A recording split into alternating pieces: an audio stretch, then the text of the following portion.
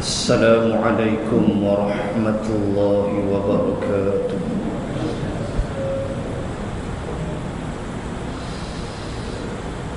Alhamdulillahil qail wa qur rabbi zidni ilma. Salawatullah wa salamuhu ala nabiyil mustafa Muhammad ibni Abdillah sallallahu alaihi wasallam wa ala alihi wa ashabihi ajma'in. Subhanaka la ilma lana illa ma 'allamtana innaka antal alimul hakim. Allahumma faqihna fid din wa 'allimna ta'wil. La hawla wa la quwwata illa billah al-aliyyul azim. Amma ba'd. Muslimin dan muslimat rahimakumullah, kita sambung pada malam ini pengertian takwa yang keempat, yakni yang terakhir, yang disebut oleh Ali radhiyallahu anhu, di mana kita telah membahaskan yang pertama, al-khawfu minal jalil, takut kepada Allah. Telah kita bahas yang kedua, wal amalu bit tanzil, beramal dengan apa yang Allah turunkan, yakni Al-Quran. Dan kita bahas bulan lepas makna takwa yang ketiga, al-isti'dad li yaumir rahim, iaitulah kamu bersiap-siap untuk menghadapi hari kebangkitan. Dan kita habiskan pada malam ini makna yang keempat daripada takwa itu, kata Ali radhiyallahu anhu, ar-ridha bil qalil, iaitulah engkau redha dengan yang sedikit yang dikurnia Allah kepadamu. Muslimin dan muslimat rahimakumullah, di dalam kehidupan kita yang singkat ini, di antara sifat yang menjadikan hidup itu indah, hidup kita cantik dan tersusun, ialah sifat redha dengan Allah. Sifat redha dengan apa yang Allah tentukan datang dalam berbagai-bagai sudut ragam kehidupan. Ada yang kita kena redha dengan ibtilah, dengan ujian-ujian kehidupan daripada Allah, yang Allah menentukan ianya berlaku kepada kita, yang kadang-kadang memang benda itu kita tak hendak berlaku. tetapi ia berlaku dan disitulah peranan redha dalam menenangkan kehidupan dan jiwa kita. Ini amat penting. Kita tak nak, Allah hantar kirim. Nabi Yusuf alaihi salam, mana dia hendak masuk penjara? Apa salah dia mahu dipenjarakan dia? Mengalami situasi-situasi yang tidak baik, bermula semenjak dia kecil, diambil oleh kafilah dagang yang lalu, dijual dia dengan darahim ma'dudah, wa kanu minaz zahidin, dalam surah Yusuf. Dijual Yusuf dengan darahim ma'dudah, darahim beberapa dirham, darahim 3 hingga 10 dirham di sudut a'dad wa ma'dud dalam bahasa Arab. Darahim dijual ma'dudah, yang boleh dihitung. Boleh jadi 4 dirham, boleh jadi 5 dirham. Dijual Nabi Yusuf, masuk istana, digoda, dirayu, reject, tak mau, tolak, akhir ke penjara. Apa salah dia? Adakah Nabi Yusuf mau duduk penjara 7 tahun? Apa salah Nabi Yusuf? Tetapi demikian keredaan mengatasi segala-galanya. Kita tak hendak, tapi Allah bagi. Di situ redha. Kematian, kita baca surat khabar macam-macam, aksiden, mati anak bini, Allahu Rabbi, tanam di padang terang. Adakah saudara kita nama Taufik itu, dia hendak isteri dia mati dan 3 anak dia sekali, yang dia belai, yang dia didik, yang dia keluarkan duit belanja sekolah, itu ini Allah ambil sekelip mata saja. Dia hendak ke? Dia tak hendak. Allah menentukan. Redha sudah. Siapa yang hendak minyak naik 20 sen? Yang tu aku tak redha. Apa saja. Jangan nak serah semua ketetapan Allah. Tu mangkuk punya ucapan. Semua main ketetapan Allah, leceh. Redha itulah main peranan, menentera, menenangkan kita. Allahu Akbar. Tak pernah Nabi Rasul yang mulia terfikir ketulan batu nak singgah di kepala dia di Taif. Dia tak pernah fikir. Apa salah dia? Dia ajak orang balik kepada Islam, dia ajak orang berpaut dengan agama Allah. Tiba-tiba batu yang sampai. Apa salah Nabi? Dia hanya doa, Allahumma hdi qaumi fa innahum la ya'lamun. Itu keredaan.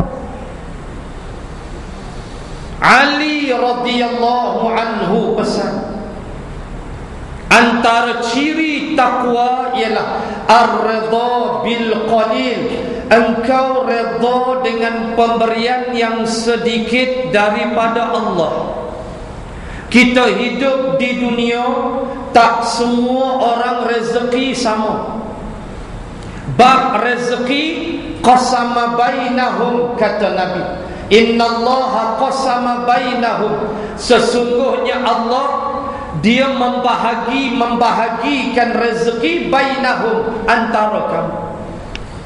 Ada orang rezeki dia memang mudah, kaya raya, duit beratus ribu, tak payah susah-susah. Dengan bisnes dia, income dia macam-macam. Ada orang anak 13, gaji 1,500, susah tapi tetap isa apa, yang tu dia hebat. Walau dia 1,500, anak 13, apa tetap. Walau aku susah macam mana pun, rokok mesti. Wajibal ghunnah dalam ilmu tajwid. Wajib dengar. Tuan-tuan, itulah ragam hidup yang Allah sebut, inna sa'yakum lasyatta. Sesungguhnya usaha kamu lasyatta, berbeza-beza. Bila usaha berbeza-beza, maka berbezalah kurniaan rezeki. Awak pensyarah universiti, mahal lah gaji. Awak penasihat, namanya ilmuwan hebat, ulama muda, kononnya gaji 15,000 sebulan. Itu yang ketetapan Allah tu. 15,000 sudah masuk, tak ada dia kisah. Masing-masing ada yang nelayan, ada yang susah. Ini benda yang Allah sudah tentukan. Yang penting banyak redha, sikit pun redha.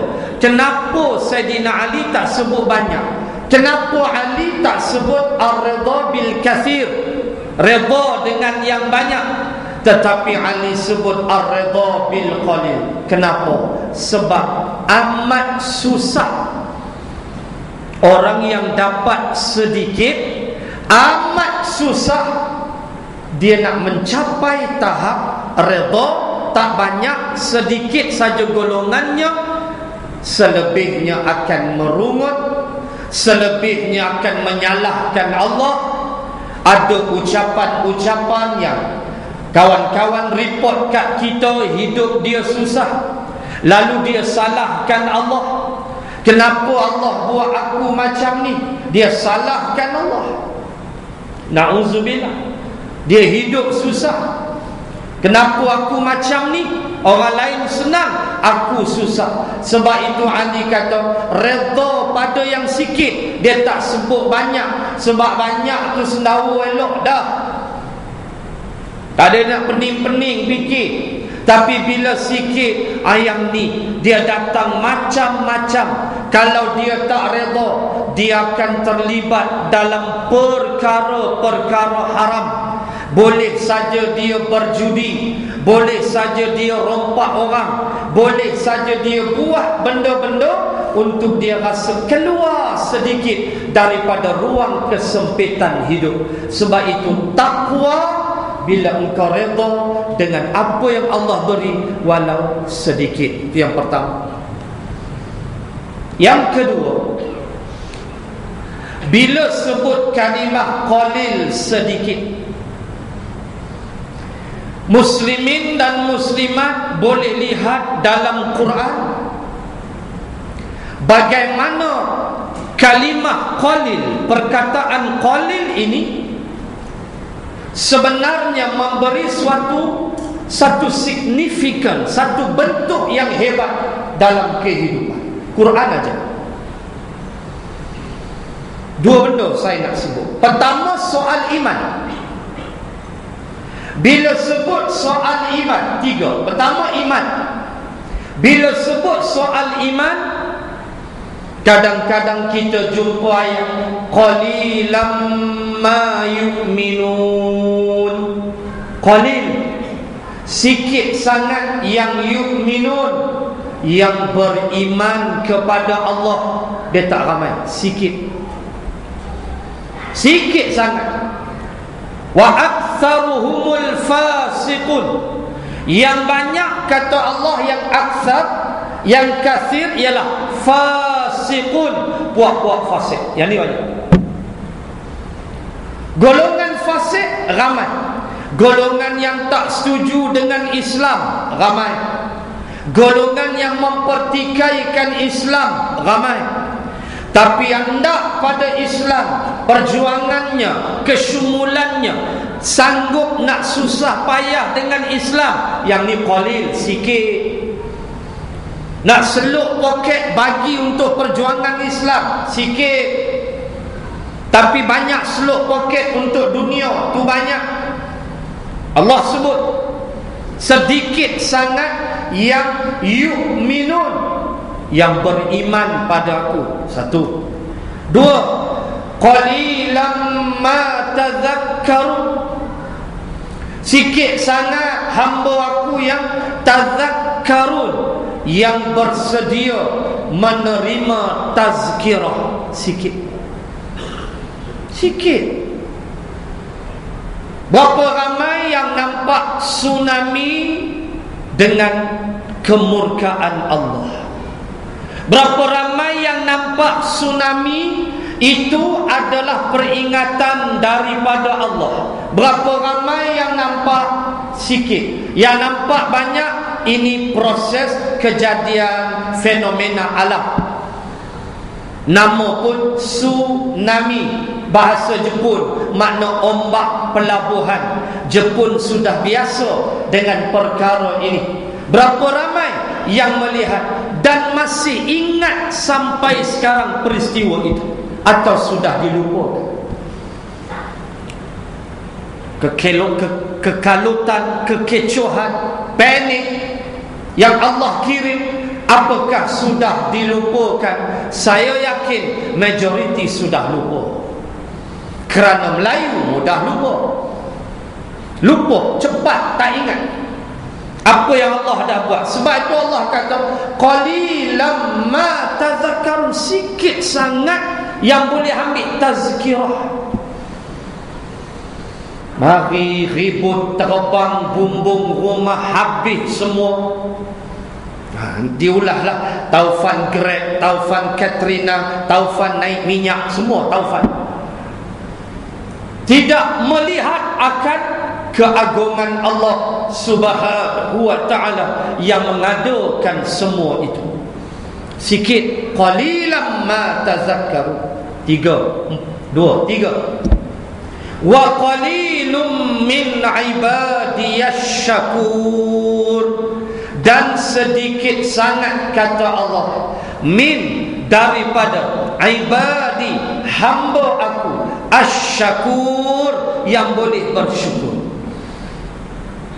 Tuan tengok, bab melawan lupa Allah ni ramai, bab nak bersyukur terlalu sedikit. Siapa cakap? Allah. Surah apa tu? Surah Sabah. Dalam surah Sabah Allah sebut wa qalilum min ibadiyasy syakur, sikit sangat hamba aku yang bersyukur. Allah sebut dengan qalil, sikit. Yang banyaknya melawan.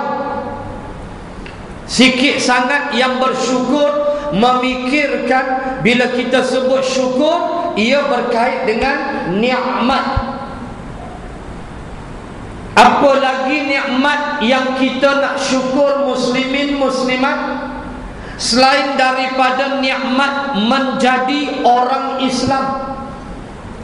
Betapa ramai di luar surau masjid ini orang-orang Islam yang melupakan nikmat dianya jadi orang Islam.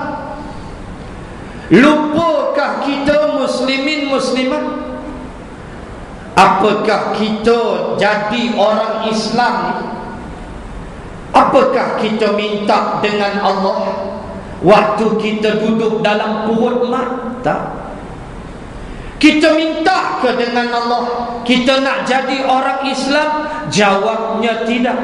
Tetapi Allah pemurah, pengasih, penyayang, menjadikan kita orang-orang Islam.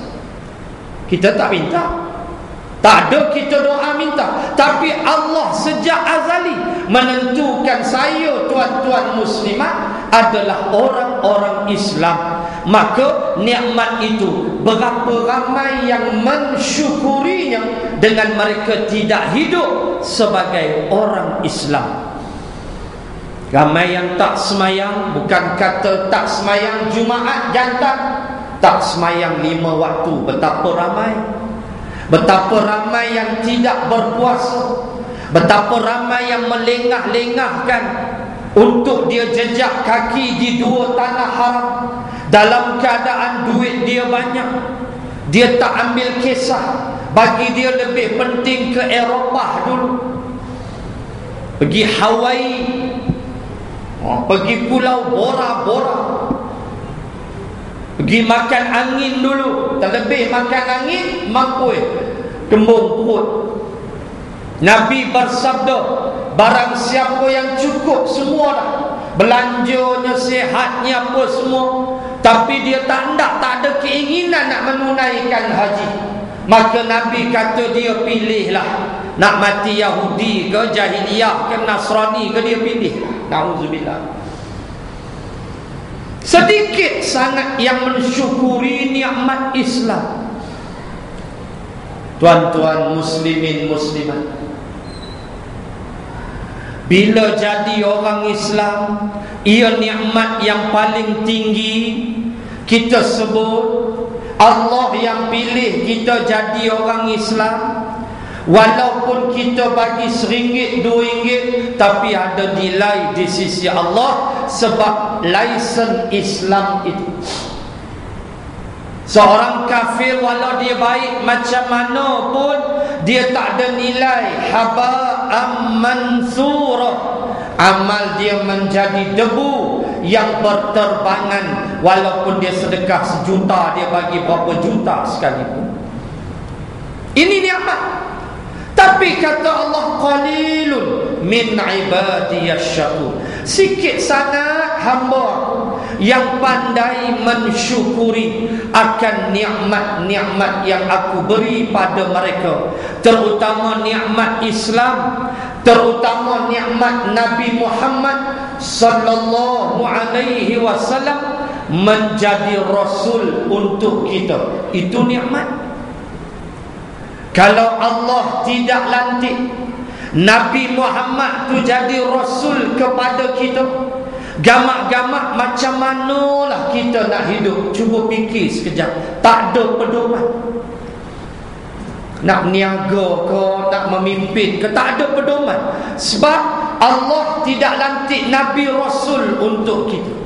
Tapi atas belas ihsan, rahmat, kasih sayang Allah, dilantiknya Muhammad sallallahu alaihi wasallam menjadi rasul kepada kita, yang dengannya kita ada pedoman A sampai Z untuk kita hidup dengan tidak terkecuali apa saja jawatan yang kita pegang. Peranan kita di atas muka bumi, adanya rasul yang menjadi uswatun hasanah. Subhanallah, itu nikmat. Sedikit yang mensyukurinya, kata Allah. Betapa ramai yang menolak apa yang Rasulullah sebut. Na'udzubillah. Betapa ramai manusia yang cuba untuk menolak ajaran-ajaran Rasul. Percaya tak tuan-tuan kalau saya sebut ada seorang lelaki di Kuala Lumpur, dia nak buat PhD, orang Islam. Dia nak buat PhD dengan tajuk mencari kelemahan Muhammad bin Abdillah,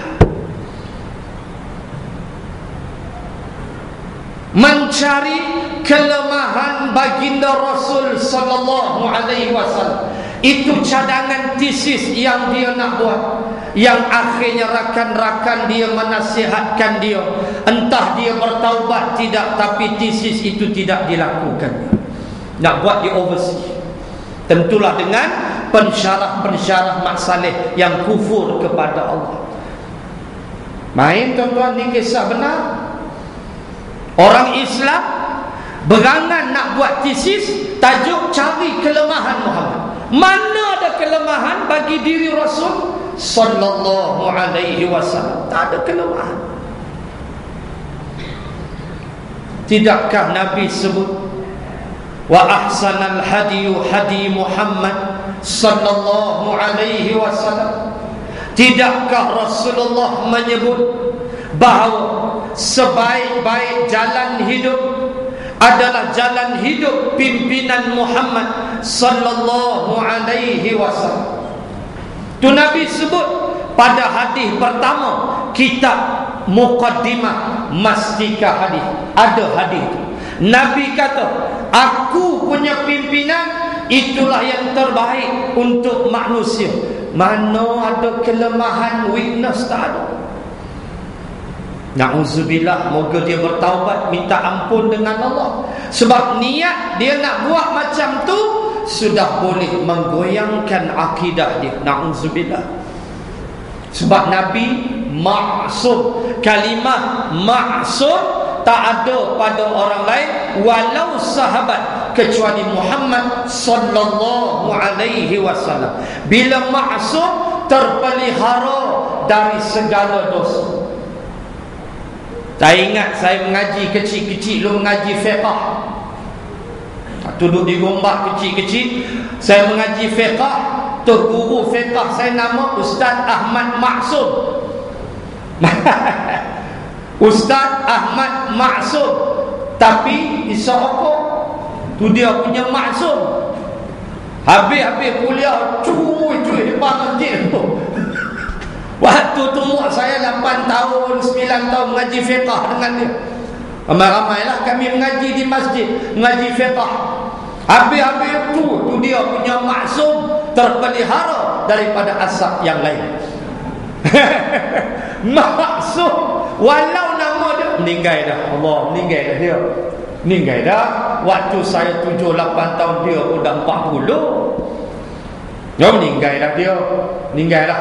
Moga Allah ampun segala dosa dan Allah balas segala apa dia ajar pada kita. Masya Allah. Cuma nama dia tu Ahmad Maksum. Maksum pada nama, tidak pada sifat. Rasulullah pada sifat dia maksum, dia terpelihara. Itu nikmat. Rasulullah buat apa pun semuanya pedoman, petunjuk kepada kita. Subhanallah. Berapa ramai yang syukur? Allah kata qalil, sikit, tak banyak. Yang banyaknya menentang, lawan, kufur, fasik, akhirnya jadi takabur. Tengok apa kata Sufyan Ats-Tsauri rahimallahu ta'ala ketika dia menghuraikan dua jenis, dua dosa, dua perbuatan dosa daripada dua punca. Dosa daripada dua punca. Kata Sufyan Ats-Tsauri, seorang waliullah.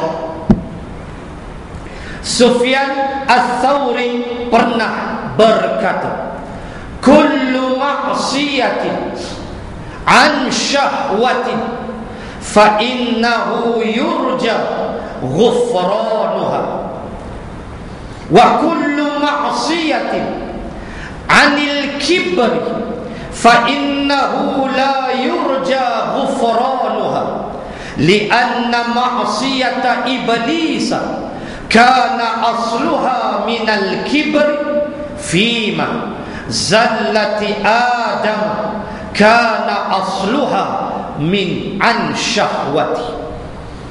Ini bukan hadis, ini ucapan Sufyan Ats-Tsauri rahimallahu ta'ala. Kata dia, kullu ma'siyatin, setiap maksiat, kullu maksiat, kullu, setiap maksiat yang punca dia an syahwat. Punca maksiat tu daripada ikut nafsu syahwat. Berjudi, berzina, minum arak, dia ikut nafsu dia, syahwat.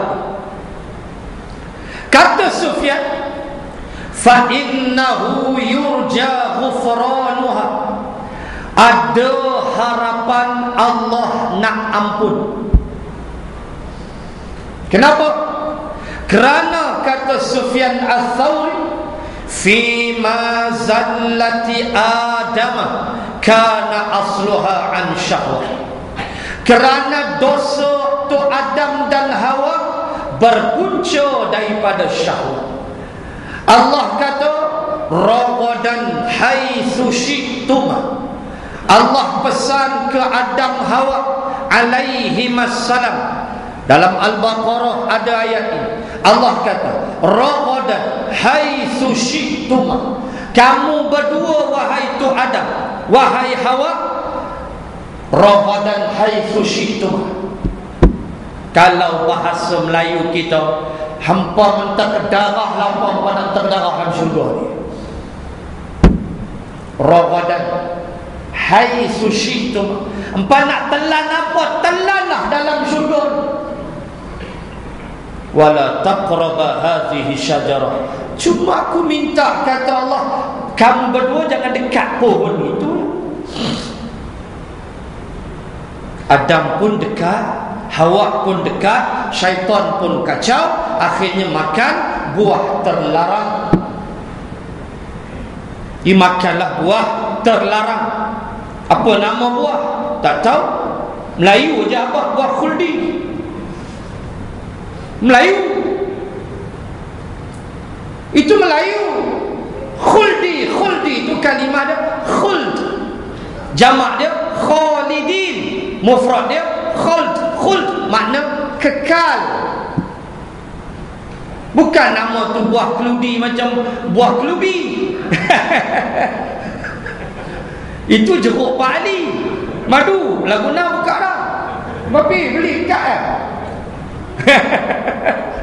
Bukan macam tu. Bukan nama khas Melayu. Buah kuldi, buah kuldi. Dia bukan erti bahasa Arab. Payah sungguh. Khuldi, khuld. Jamak dia khalidin. Kekal. Buah kekal. Ma makna? Iblis berasa. Iblis kata tu Adam, hantau lah, kata Iblis. Kenapa? Iblis nak cakap Kedah kat utara. Hantau tak, dia kata. Iblis ini utara. Hantau. Pasal apa, kata Iblis? Allah Ta'ala tak suruh lapang hang jangan makan buah. Hantau siapa? Kata tak tahu. Kenapa tak tahu? Hamka tafsir. Kerana Adam dia duduk dalam syurga, dia tak ada pengalaman hidup. Tak ada masalah. Syurga masalah apa? Telan tak ada apa. Telan tak ada najis. Telan tak ada kencing berak. Tak ada. Telan semua keluar peluh. Nabi kata ahli syurga makan semua keluar peluh. Peluh tu pula wangi. Allahu Rabbi. Tak ada toilet dalam syurga. Don't worry. Tuan, dia tak ada pengalaman. Dia kata aku tak tahu. Iblis kata sebab kalau hang makan buah ni hang kekal muda, khuld. Allah tak bagi hang jadi muda sentiasa. Hang tahu dah. Kalau hang makan ni hang jadi muda setia. Ulama bahas itulah perangai manusia.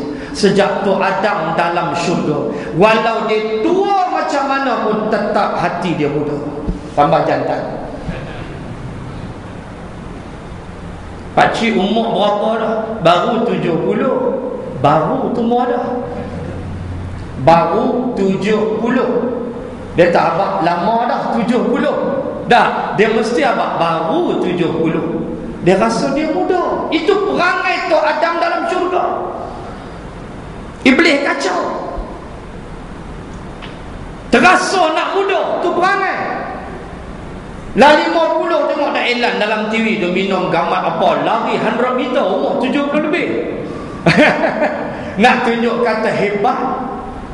Itu manusia yang makan macam-macam. Nasi tak makan, telan Milo tu, telan oren ni, telan susu macam-macam. Lepas tu cek tutui badan. Nak rasa muda.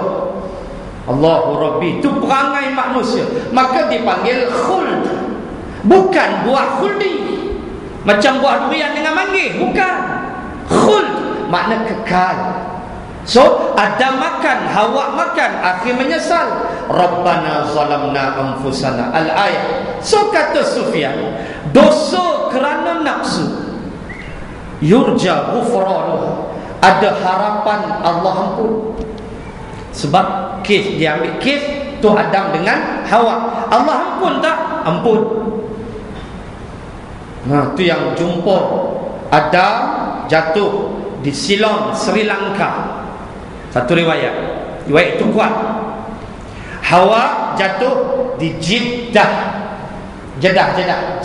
Arab kata Jeddah. Jatuh di situ. Maka tempatnya nama Jeddah. Jeddah makna nenek. Jiddah, bukan Jeddah, Jiddah. Kalau Datuk Jiddun, Jiddah nenek. Itu dia benda dia. Bukan Jeddah, Jiddah. Melayu haram Jeddah. Itu lain. Dia kira haram Jeddah itu lain. Jiddah, nak faham tu slang Arabnya di situ. Baik. Jatuh Jiddahnya, jatuh Hawa. Sebab tu kalau pergi Jiddah boleh ziarah makam Siti Hawa, ada di situ.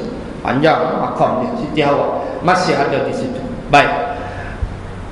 Mereka akhirnya bertemu di kawasan Jabal Rahmah. Itulah cerita dia. Nak sebut Allah ampun tak? Ampun. Dosa kerana nafsu, ada harapan ampun. Kata Sufyan, walikulli maksiatin anil kibri, tetapi setiap maksiat dan dosa yang berpunca daripada kibir, sombong. Ini yang kita takut, tak bersyukur ni. Fa innahu la yurja ghufranuha, maka tiadalah harapan untuk diampun oleh Allah. Dosa punca daripada kibir, tak ada harapan Allah nak ampun. Kenapa? Kata Sufyan Ats-Tsauri, li'anna maksiyata iblis kana asluha anil kibir, kerana asal dosa iblis adalah takabur. Itu dalil. Bila kita tak bersyukur, dia terbitlah kesombongan. Dia rasa hebat, walhal Islam tu anugerah Allah dekat dia. Tidak dirasakan itu nikmat yang wajib disyukuri. Itu kata almarhum Ustaz Fathiyakan dalam Madza Ya'ni Intima'i lil Islam. Dia menulis, sesungguhnya wujud di sana Islam keturunan, Islam baka, yang menyebabkan manusia tidak merasai nikmat Islam. Nilai jadi orang Islam tidak dirasai. Akhirnya dia menjadi musuh kepada Islam. Dengan sikap takaburnya, dia menghalang Islam. Dia tidak termasuk qalilun, golongan yang sedikit. Na'udzubillah. Akhirnya dia tak jumpa jalan. Tuan-tuan tengok sifat orang sombong, paling tak ada 3 sifat. Ayat, nak jadi referen, ayat 146 Suratul A'raf. 146 Suratul A'raf, boleh buat referen. 3 sifat orang yang sombong. Na'udzubillah. Jangan ada 3 sifat ni.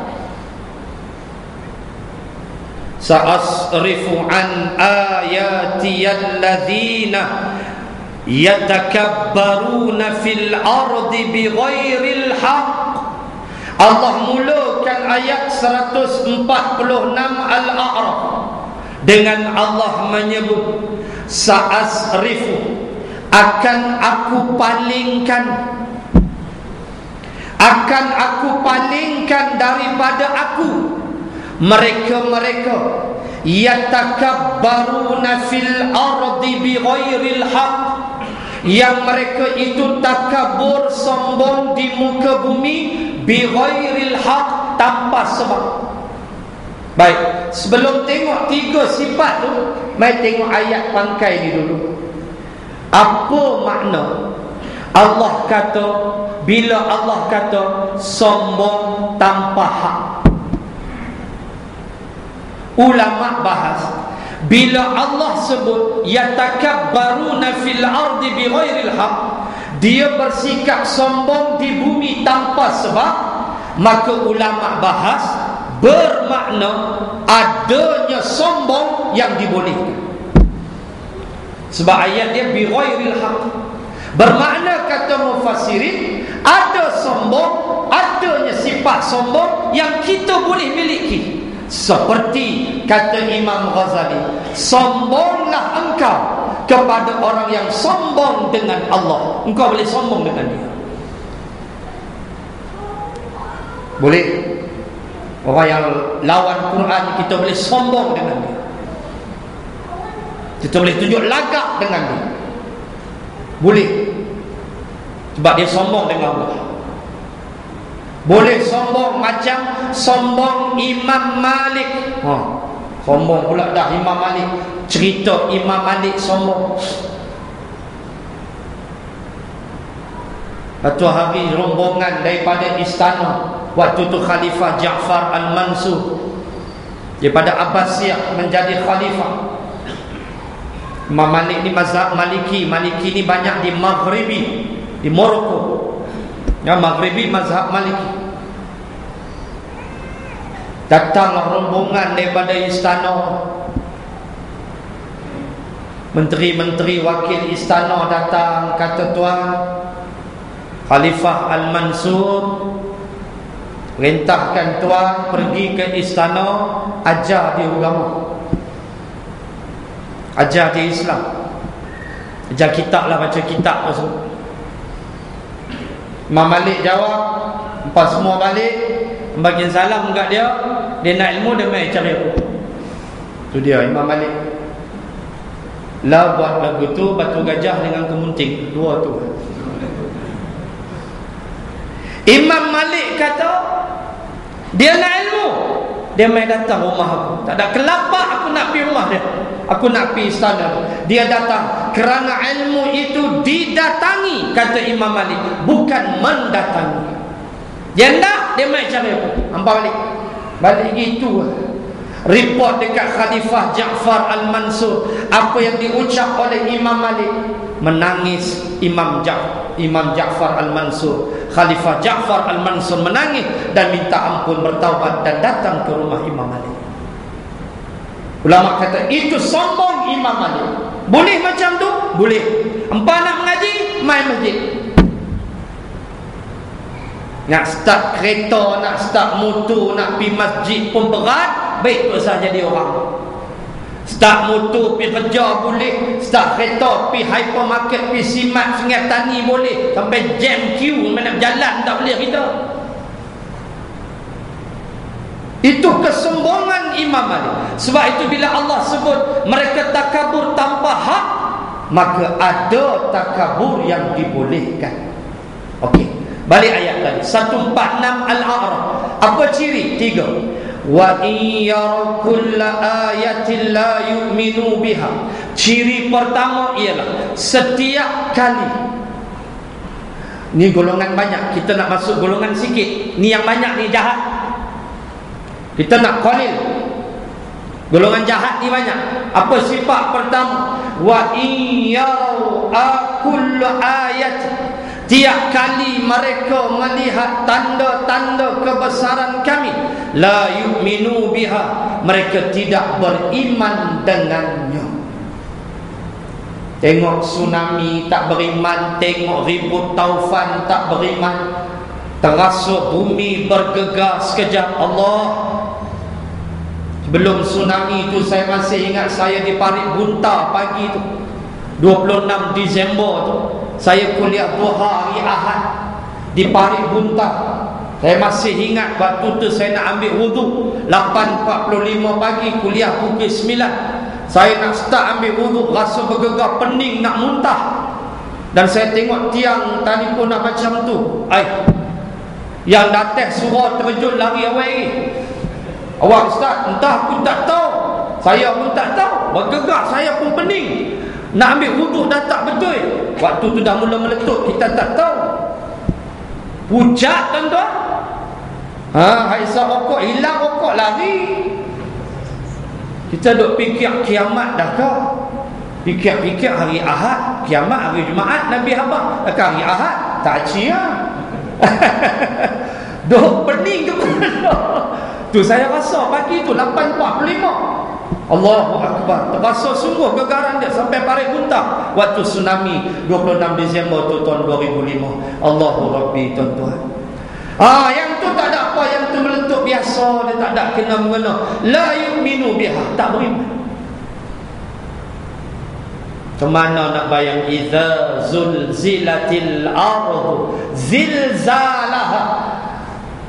Izazul awal hujung zilzalah. Gegar yang segegar-gegarnya. Allahu Rabbi. Ini bukan gegar gempa tu ekstra. Ni gegar yang cukup dahsyat. Tuan-tuan, na'udzubillah.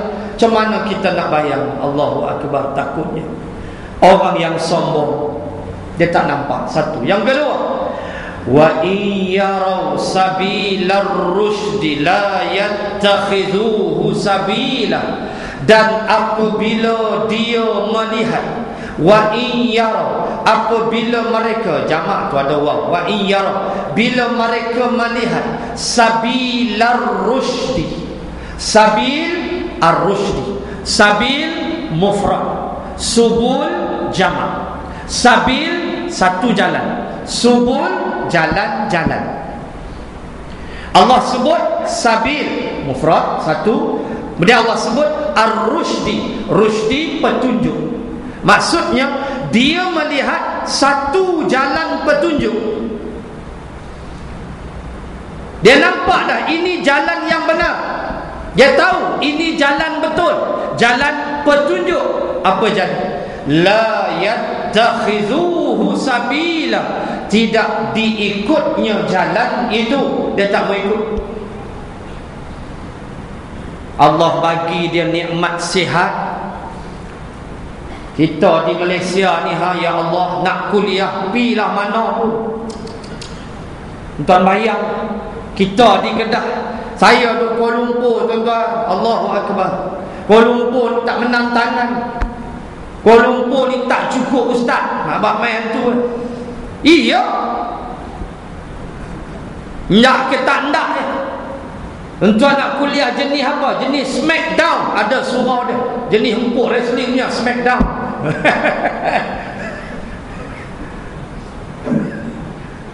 Tuan pilih. Tuan nak coolnya. Ini surau dia. Tapi semua jenis hayut walaupun cool. Tak cukup kaki, tuan-tuan. Dahsyatnya di bumi Malaysia ni kuliah. Masuklah kita di Kedah. Tiba-tiba dalam keadaan macam tu, kita masih tak dapat lihat jalan yang benar. Cuba tuan-tuan bayang hati jenis apa. Kuliah daripada utara sampai ke selatan. Cuba fikir, tu tak masuk radio, TV lagi. Tiba-tiba masih dia tidak dapat mengikut la yattakhidhuhu sabila.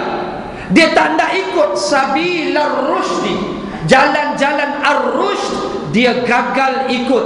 Tuan-tuan fikir hati jenis apa ini? Tuan fikir sekejap. Ulama-ulama yang Allah lahirkan, ya Allah, ya Tuhan, segala jenis ilmu dicurahkan, tiba-tiba masih tak nampak. Kita tak tahu nak cakap apa. Sombong. 2. 3. Wa in yaraw sabilal ghayyi yattakhidhuhu sabila. Sifat mereka yang ketiga.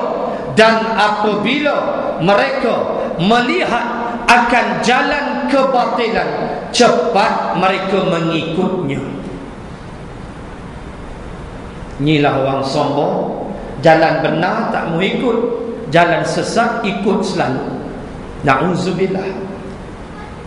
Tuan-tuan, muslimin muslimat, bila disebut sedikit, sedikit itulah Quran raikan. Golongan qalil itulah Quran raikan. Sedikit. Kalau baca awal Waqiah, ulaikal muqarrabun fi jannatin na'im thullatun minal awwalin wa qalilun minal akhirin. Sikit. Siapa yang sikit tu? Muqarrabun. Golongan yang nak hampir dengan Allah. Golongan yang sepanjang hidup dia hampir kepada Allah. Dia nak dapat darjat muqarrabun tu, Allah kata thullatun minal awwalin. Golongan ni ramai generasi awal. Generasi sahabat, tabi'in lapis 1, tabi'in lapis 2, tabi'in lapis 3. Kita tak tahu berapa lapis punya tabi'in. Sikitnya minal akhirin, sikit sangat golongan muqarrabun daripada puak akhir zaman. Sikit. Nak masuk dalam sikit itulah tuan-tuan, kena redha. Tu yang didoakan oleh seorang badui dalam kisah yang masyhur, bagaimana badui mentarbiah Umar radhiyallahu anhu ketika Umar bertawaf dalam suatu umrahnya. Badui ini dia doa, Allahumma ja'alni minal qalil, Allahumma ja'alni minal qalil, Allahumma ja'alni minal qalil. Dia pun sapu muka. Badui dia reti hatu lah. Kan dia pergi sekolah badui. Dia reti 3 tu, dia reti 3 kali ulang, ya Allah, jadikan aku di kalangan puak yang sedikit. Tu je doa. Waktu tu Umar lintah.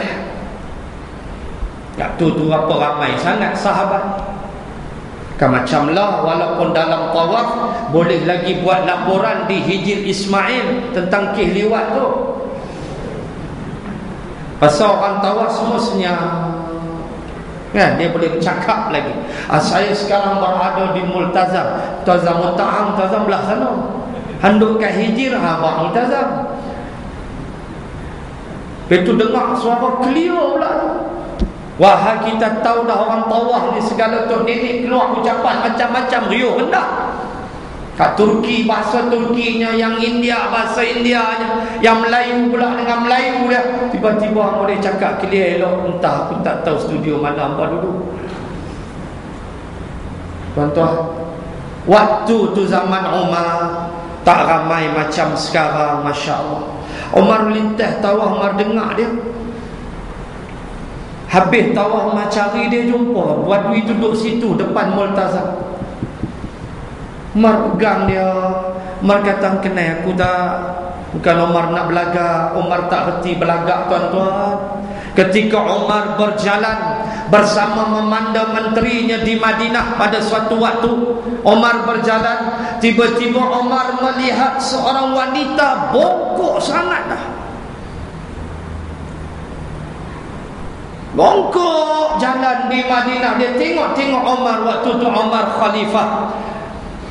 Dia kata, Umar, bertakwalah kepada Allah.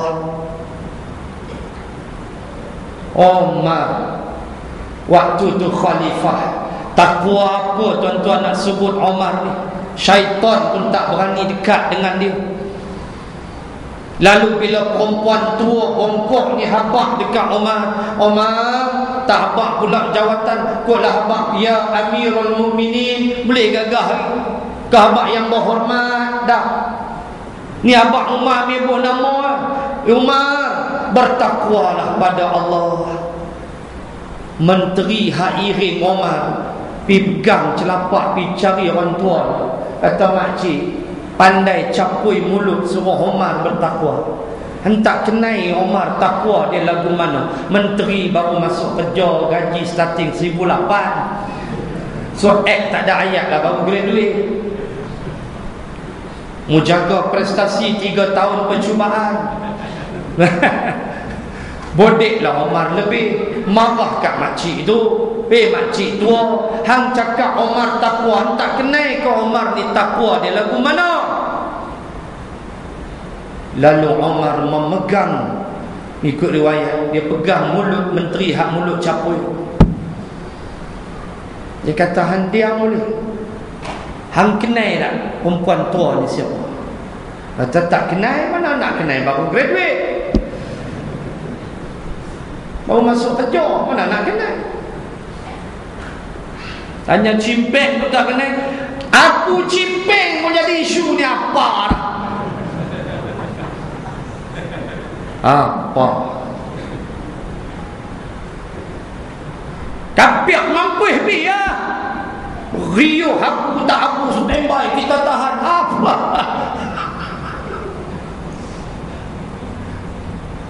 Awak hang sekat abu dia, dia akan masuk syurga dulu. Kafir tetap kafir, masuk neraka dalam pergi syurga.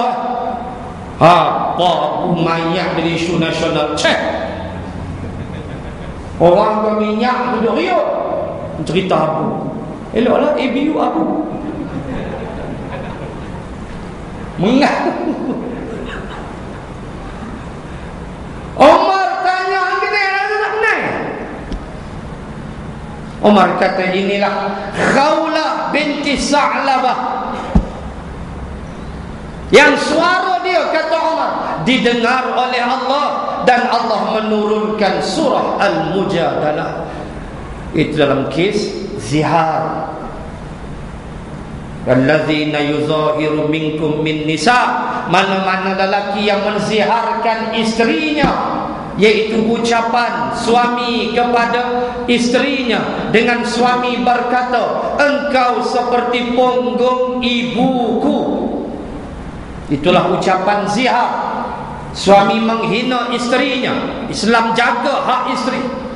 Maklumlah dah bercucu bercicit ni dia tak berapa mesra. Dia pergi market pun seorang utara, seorang selatan, beli hak masing-masing, masak sendiri. Dulu satu gelas air, situlah mulut bini dia, situlah mulut tok laki dia. Kan itu sunnah Rasulullah. Kan satu gelas dengan Aisyah, mana mulut Aisyah, situ mulut Nabi. Subhanallah. Tu baru kahwin, lah dah cicit 3 orang cucu.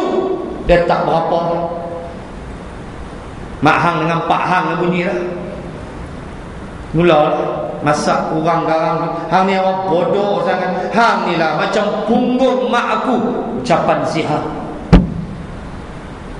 Maka tak boleh bersama sebagai suami isteri kecuali buat 3 benda. Salah satu, fatahriru raqabah, bebaskan hamba abadi.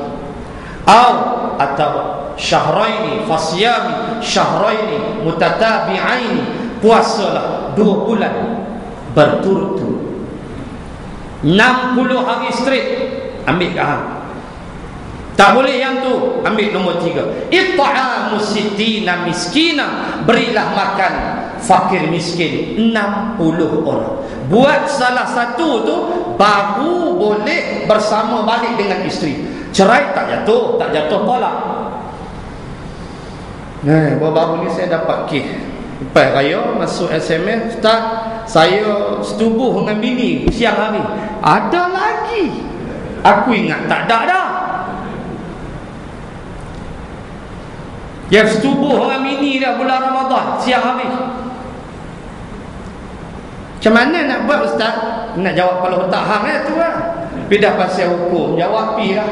Maka jawapan dia serupa macam hukum zihar. Pilih salah satu. Ada lagi makhluk asing, aku tak dapat. Yang kata nafsu. Yang kena siapa? Suami sahaja. Isteri kena tak? Dah. Kenapa? Kerana isteri menurut perintah. Yang kena tok laki sebab tok laki gatai mengeluarkan perintah.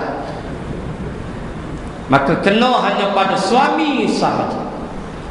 Kalau sehari di siang itu, katalah sampai siang, sepanjang siang tu mereka bersetubuh, katalah 3 kali. Macam mana hukum dia? Adakah dia kena 3 orang hamba abdi ke? 60 kali 8 ke? Kali 3 ke? Jadi 180 orang pula? Dah. Dia tetap sekali tu aja. Sama macam orang dalam ihram, dia bersetubuh, dia belum tahallul awal, belum tahallul awal, belum lontar 10 Zulhijjah pagi raya, belum lontar nak buang ihram. Buang ihram tu tahallul awal, dia belum tahallul awal, dia bersetubuh, dia menyuruh tamana tu khemah Arafah, selesai. Maka katalah dia buat 3 kali, maka tak adalah 3 ekor unta, tetap seekor unta. Walau perbuatannya berulang, untanya tetap seekor. Tetapi haji dia batal dan dia wajib ulang tahun depan, wajib mai. Mampu. Kerja haji dia batal habis sebab dia bersetubuh sebelum tahallul awal. Kalau dia bersubuh selepas tahallul awal, sebelum tahallul tsani, sebelum tahallul yang kedua, maka haji dia sah. Haji dia sah, tak payah ulang seekor unta. Sebelum tahallul awal, duk ada di Mina lagi, baru sampai Mina, dia klik-klik mata jalan. Ataupun dia WhatsApp, teknologi WhatsApp, link-link, jom dia kata mampu. Yang tu dia kena sekor unta, haji dia punah, dia wajib datang balik tahun depan qada haji dia. Jangan cari pasal. Sabar sah. Kita memang sedia bilik berkat musim haji. Don't worry, tulis aja nama. Ya, kami fikir sedialah muasasah, saya tak tahu. 7-8 bilik kita sediakan. Kita panggil bilik berkat di hotel. Ni dia kunci, tulis nama dulu di kaunter. Kadang yang tulis nama tu bini, laki malu. Laki duduk belakang tiang sumpah. Kita duduk kat kaunter tu, bini tulis nama. Ustaz janganlah tengok, malu. Malu apa? Saya kata buat bil ambil berkat. Kau boleh beranak nama Muhammad Makkah, apa mana nak tahu? Yang laki dah laju laki pun tinggal opok-opok. Ada yang nakal, kunci tak pulang pun. Dia pergi perang kunci tu. Punya jahat apa? Kita bagi giliak tulis nama, senang kita nak monitor. Dah, musim haji kita bagi sabar saat udah lepas awal ke Arafah mampu je. Ni dia benda. Tuan-tuan, nak sebut Umar dia dengar badui ni doa. Allahumma ja'alni minal qali, dia jumpa badui ni. Hei badui, hang kenal apa? Kata kenal hang Umar.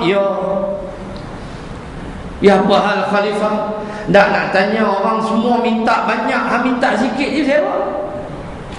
Orang semua minta banyak, yang hang minta sikit. Pasal apa? Ya Umar, hang tak baca Quran ke? Dia tahu dulu. Hang tak baca Quran ke? Umar tak baca Quran. Allahu Akbar, bukan dia lah. Umar kata aku baca cara badui. Badui kasar. Hang baca Quran lah? Kata baca. Tuan tak jumpa ayat dalam Quran, wa qalilun min ibadiyas syakur, sikit sangat hamba-Ku yang bersyukur. Umar kata ada, aku jumpa. Tu aku minta sikit tu. Hang baca lagu mana hang tak jumpa? Dia tarbiyah Umar. Umar jawab. Umar angkat tangan, ya Allah, rahmatilah mereka yang menunjukkan salah dan lemahnya Umar. Itu dia Sayyidina Umar. Dia doa dengan Allah, siapa-siapa yang tunjuk Umar ni ada silap, biar Allah ampun dosa dia. Itu Sayyidina Umar. Nak sebut badui itu pun minta, masukkan aku di kalangan yang sedikit. So, kalaulah kita hidup di dunia, takat itulah rezeki kita, redha sudah. Usaha macam-macam, jangan berhenti usaha. Usaha jalan, tapi hatu yang Allah tentukan. Maka ar-ridha bil qalil ialah ciri orang yang bertakwa. Ingat, wa man syakara fa innama yashkuru li nafsi wa man kafara fa inna rabbi ghaniyyun karim. Hujung ayat 40 suratul Naml. Surah semua, hujung ayat 40. Allah kata, wa man syakar, siapa di antara kamu yang bersyukur, fa innama yashkuru li nafsi, maka dia bersyukur untuk dirinya sendiri. Wa man kafara, siapa yang kufur, makanya fa inna rabbi, sesungguhnya Tuhanku, kata Nabi Sulaiman, ghaniyun, teramat kaya, karim, dan Tuhanku mulia. Siapa yang kufur, lantak ke hampa lah, sebab Allah tu maha terkaya. Siapa yang bersyukur pun Allah tidak terima manfaat, sebab syukur itu li nafsi, untuk dirimu sendiri. Lalu apa saja Allah bagi? Ujian, cabaran, kesusahan dalam mencari rezeki, apa saja kita reda. InsyaAllah dengan reda ini hidup akan tersusun rapi, tak ada keluh kesah, tak ada rasa kita ni tak ada nak mengeluh awak itu awak ni, tak ada. Karena reda menjadi kekuatan yang akan menghalang semua keluh kesah dan akan meletakkan satu sikap positif menyangka baik kepada Allah Subhanahu. Muslimin dan muslimat sekalian, habis 4 jenis takwa, 4 ciri-ciri takwa yang kita mula sebelum Ramadan Al-Mubarak. Habis malam ini, insya-Allah bulan depan kita melihat, kita akan tengok tajuk yang baru. Bulan depan raya kedua, 15 10 Zulhijjah, 16 11. Wallahu ta'ala a'lam. Subhanakallahumma wa bihamdik, nashhadu an la ilaha illa anta, wa nastaghfiruka wa natubu ilaik. Bismillahirrahmanirrahim. Alhamdulillahi rabbil alamin.